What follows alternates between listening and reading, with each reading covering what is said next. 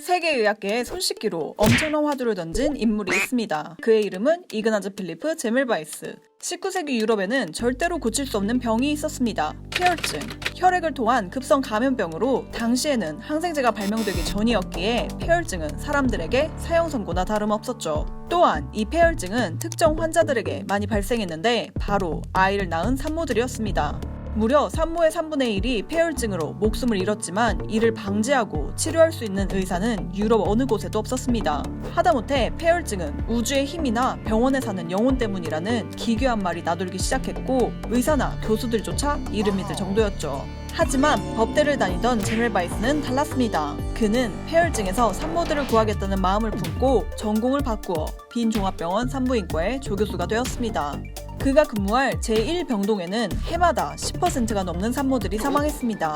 1846년에는 4,010명 중 459명이 사망률은 11.4%였죠. 제멜바이스는 고민했습니다. 그러던 중 그의 눈앞에 한 통계 자료가 들어왔죠. 의사가 아닌 산파들이 근무하는 제2병동의 폐혈증 사망률이었습니다. 1,754명 중에서 105명 사망률은 겨우 2.7%였죠. 이게 어떻게 된 거지? 제멜바이스는 이 상황에 관심을 보였습니다. 그는 1병동과 2병동을 수시로 오가며 폐혈증의 실마리를 찾으려 노력했지만 쉽지 않았습니다. 계속되는 연구에도 원인을 찾지 못한 제멜바이스는 절망했습니다. 엎친 데 덮친 격으로 병리학자였던 친구마저 폐혈증으로 사망했죠. 그는 친구의 시신을 앞에 두고 무릎을 꿇었습니다. 대체 그 순간 그의 눈앞에 한 상처가 들어왔습니다. 바로 친구가 시체를 부검하다 메스에 베인 상처였죠. 그걸 본 제멜바이스는 깨달았습니다. 제1병동 의사는 의무적으로 죽은 산모를 부검했는데 부검 뒤 손을 씻지 않고 아기를 낳는 산모들에게 향했죠. 그리고 2병동의 산파들은 부검을 하지 않았죠. 의사들이 산모들에게 죽음을 배달하고 있었던 것입니다.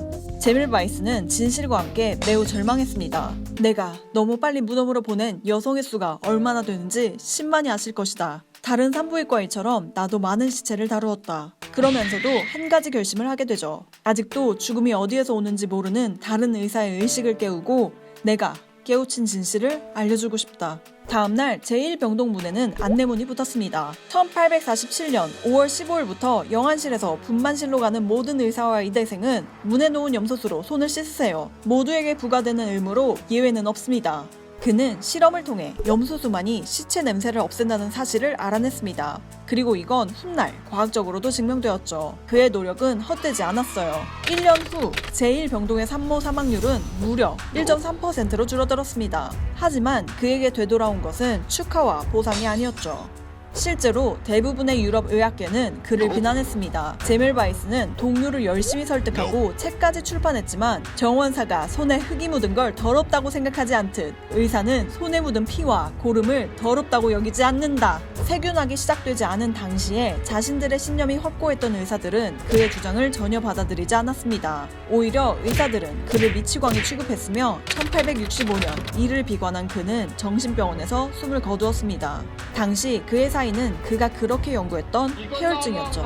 그의 주장은 30년이 지난 1880년대 프랑스의 학자 파스테르와 독일의 로베르트 고흐의 세균 감염에 대한 연구가 진전되면서 의학계에서 비로소 받아들여졌습니다. 이후 의학계뿐만 아니라 일반인들에게도 상식이 되었죠.